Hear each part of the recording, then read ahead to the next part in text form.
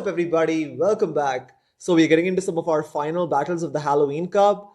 But before we get into it, I just want to say a massive thank you to each and every one of you for helping me hit 1,000 subscribers. It means the world to me, and hopefully I can keep growing, keep improving, and keep providing some interesting content. So speaking of interesting, I've got a very interesting spicy team today. It basically consists of Butterfree on the lead, with Scrafty and Tentacruel in the back. And honestly, I managed to go 5-0 with this team. It ended up working really well for me. And yes, this is primarily a Butterfree plus Scrafty showcase, but in certain battles, Tentacruel did put in a lot of work. Tentacruel is arguably one of the best Pokemon in the Halloween Cup. It's just so solid and has fantastic matchups against most of the meta, and most importantly, completely walls Azumarill, right? And of course, Butterfree is a pretty difficult Pokemon to use. I was trying to figure it out, different team comps to fit it in, but this team comp actually worked pretty well for it. So let's just get straight into these battles. Okay, moving on to the first battle here. I'm going to be leading with Scrafty, with Butterfree and Tentacruel in the back. So we have Scrafty into Umbreon. Very favorable matchup because we're doing super effective damage because of the dark typing. And they actually make a switch into Venusaur. So I'm going to try and catch the Frenzy Plant with my Butterfree here. Now this is double resisted because of the bug and flying typing. And yeah, also Confusion in this matchup is going to be super effective because of the poison typing on a Venusaur. I'm hoping that I can take it out, but unfortunately they're able to get to another charge move. So I'm going to shield this up because Sludge Bomb would do quite a bit. And of course Butterfree is extremely glassy.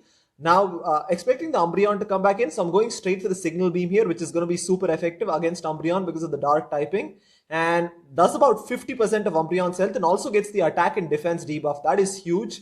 So I'm trying to get to another Signal Beam here. Unfortunately, they're able to get to a foul play first, which is absolutely fine. I'm going to let the Butterfree go down because we can come back with Scrafty. Even though we're down a shield, I think maintaining switch advantage is really key. They make a switch into their Tentacruel, so I'm going into my Tentacruel here. Now this is absolutely fine because, like I said, even though we're down a shield, as long as I can make sure that my Scrafty is lined up against their Umbreon, we should be good to go here. I don't shield the first one, obviously, because it's just an Acid Spray. Going for the Acid Sprayer, they still have 2 shields. So let's see if they want to shield this up. They probably, actually they shield that up. It's very surprising. So now, yeah, I'm expecting them to go for a Hydro Pump this time because they did overfarm a little bit. So I'm going to actually shield this up because I want to preserve the health on my Tentacruel a little bit more, but unfortunately they bait again with Acid Spray. So I'm going straight for the Hydro Pump here. Now, even though this is resisted, it should take out the Tentacruel from this range because of the lower defense.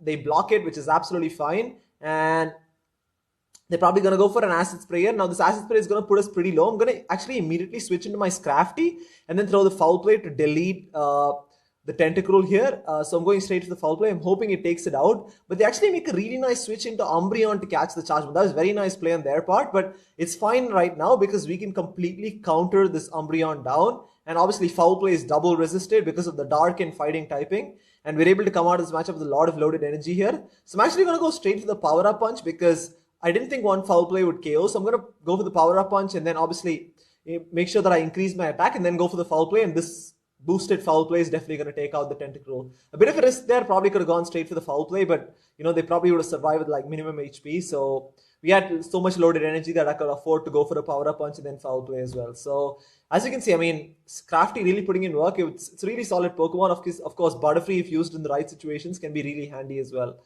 And of course, Tentacruel is just so OP as such, right? Moving into the second battle here,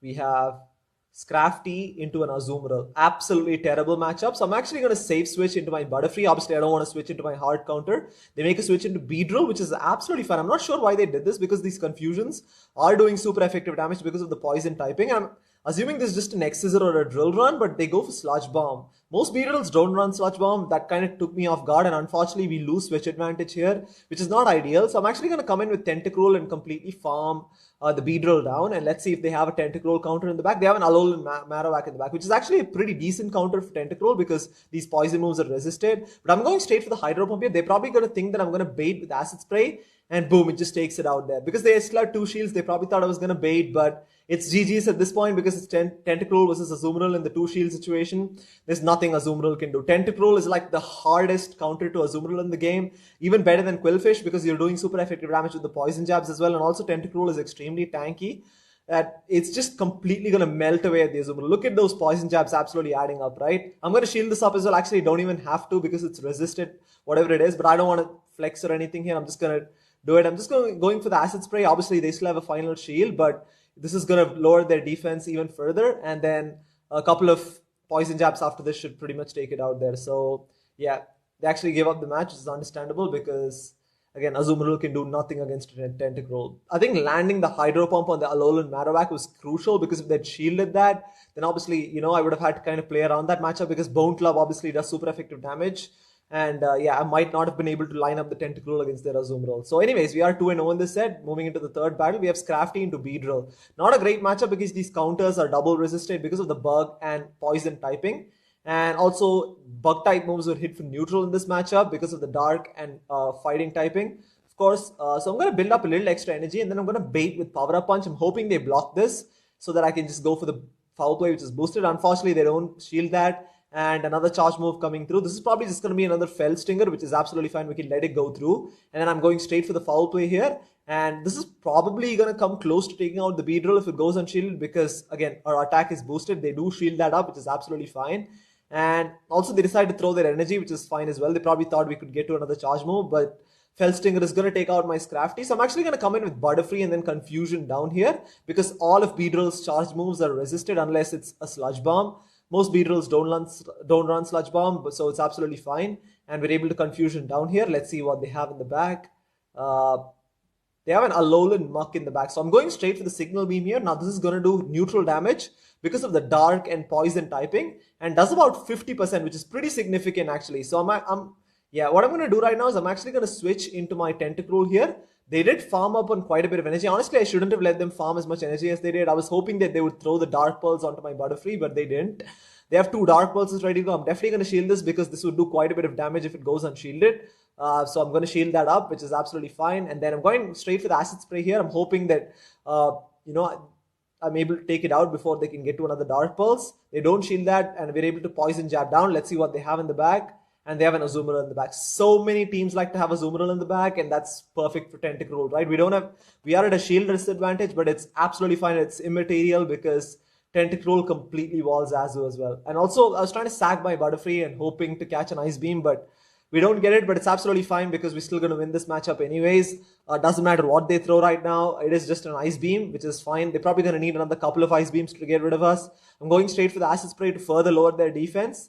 Let's see if they want to shield this. They actually let this go through as well, which is pretty surprising. I mean, there's no way they could have come back from that anyways because we had that game and yeah, we were able to take it. So Tentacruel, once again, it's arguably one of the most solid closers in the Halloween Cup. Obviously, it's not going to be as effective in the Open Great League, but it's been so much fun using it over the last couple of weeks. So, over the last week, I should say. But anyways, we have the fourth battle. We have Scrafty into a Kanto Muck. Not a great matchup again because these counters are resisted because of the poison typing. Also, we've been running into a lot of poison type leads, which is not great, but it's fine. We can work around that. They go for Thunder Punch. I don't have to shield that here. I'm going straight for the Foul Play because if it connects, it's going to do quite a bit of damage to the Kanto Muck. As it does that, it does about 40% of Muck's health. And now I'm going to go straight for the Power Up Punch, hoping to get a shield. Unfortunately, I think we lose CMP there. So I'm going to let the Thunder Punch go through because it's not going to KO. It's going to put us pretty close. But again, Power Up Punch is resisted. Again, this is also not going to KO, but I'm hoping that the counter damage after this is probably enough to take it out. But unfortunately, we go down first. So we lose switch advantage here. So I'm going to come in with Tentacruel and Poison Jab down. And let's see what they have in the back. I'm hoping they don't have a Tentacruel counter. They actually have an Obstagoon in the back. So what I'm going to do right now is I'm going to try and catch the Night Slash with my Butterfree. The reason I do this is I value Tentacruel more. I'm hoping they have an Azu in the back. So yeah. Again, as expected, they have an Azu in the back, which is absolutely fine because this is exactly why we need Tentacruel. So I'm actually going to let this go through. Butterfree is not very useful for me at this point. I'd rather rely on my Tentacruel with 2 shields to get rid of their Azumarill and Obstagoon. I'm going straight for the Acid Spray here because, again, I want to lower their defense so that I can farm this Azumarill completely down. That's my plan here. I'm not going to shield anything in this matchup because I'm more worried about the Night Slash coming from Obstagoon. It doesn't matter what this is, we can survive it. Also, we survive the counters from Obstagoon as well because of the poison typing. So I'm going to completely poison jab this Azumarill down before they can get to another charge move, which is great. And then I'm just going straight for the Acid Sprays here. I probably could have gone for the Hydro Pump, but I want to make sure that I lower their defense so that these poison jabs do a lot more damage. They don't shield that, which is understandable. I'm going straight for the next Acid Spray here. This is definitely going to start getting shields because this damage is definitely going to add up as well. And they shield that up, which is absolutely fine. And now these poison jabs are absolutely chunking away. Again, we both have 2 shields, so they're not throwing the charge move right now. And fortunately, we're able to poison jab down again. So Tentacruel once again coming in super clutch, being able to poison jab down a full health Azu and a full health Obstagoon. Again, when you save 2 shields for it, it can pretty much win you in most situations, as long as you obviously don't run into a confusion user.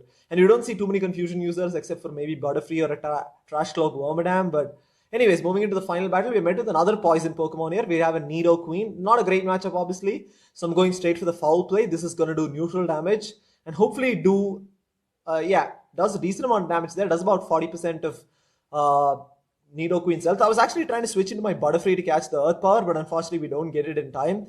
And the switch happens after they throw the charge move, so that's not great. But luckily we're able to confusion the Nidoqueen down before they could even make a switch.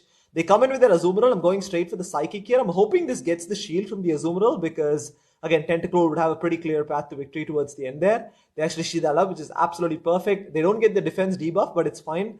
I don't care what this is. I'm just going to let this go through because we can come in with Tentacruel and completely farm this thing down. So I'm going to come in with Tentacruel as soon as possible here, then completely poison jab down, and they are still staying in, which actually they make a switch now into their Beedrill. So I'm going straight for the Hydro Pump here. I'm going straight for the Acid Spray. I'm hoping that we can get a shield and also lower their defense.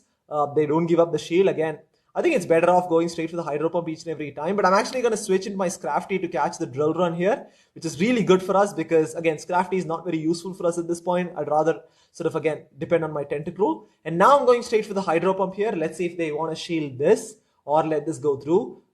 They actually shield that up, which is absolutely fine because we still have 2 shields, so I don't have to worry about anything here. I'm just going to completely farm or try and farm this Beedrill down because we'll have so much loaded energy. Definitely shielding this up. Unfortunately, they bait with Fell Stinger, so I'm going straight for the Acid Spray right now because I know they have so much loaded energy. I want to get it off before they can get to a Drill Run, and this is going to finish off the Beedrill. And this is GG's at this point. Azumarill doesn't really have enough health to threaten Tentacruel, and we should be able to take the win there. So I probably could have gone by even without shielding it, but like I said, I don't want to flex here. Just going straight for the Acid Spray. This is going to come close to taking out Azumarill, but a couple of poison jabs after this should do it. So again, this team surprisingly worked really well for me. Yes, you could argue that in some of those battles, Butterfree didn't really pull its weight. Scrafty was pretty average, but Tentacruel obviously did most of the work in a couple of battles there. But as you can see, even in the initial couple of battles, Butterfree definitely won me the first game there, and of course, Scrafty was pretty good, pretty consistent like throughout as well. So again, that was it for the Halloween Cup. It's been so much fun. I wish it would lasted a week longer. It's so much fun to have team cups and events like these. Obviously, we're gonna have different cups in season 5 as well. We have the Kanto Cup, the Baby Cup, etc., which is super exciting and something I'm looking forward to. But anyways, I'm looking forward to the start of Great League as well. Again, can't wait to try Surf-Edged and other interesting Pokemon out, so stay tuned for that. I'll probably post a video tomorrow as well. And once again, thank you so much for 1K. Hopefully we can keep growing. Thank you so much for watching, and I'll catch you guys tomorrow.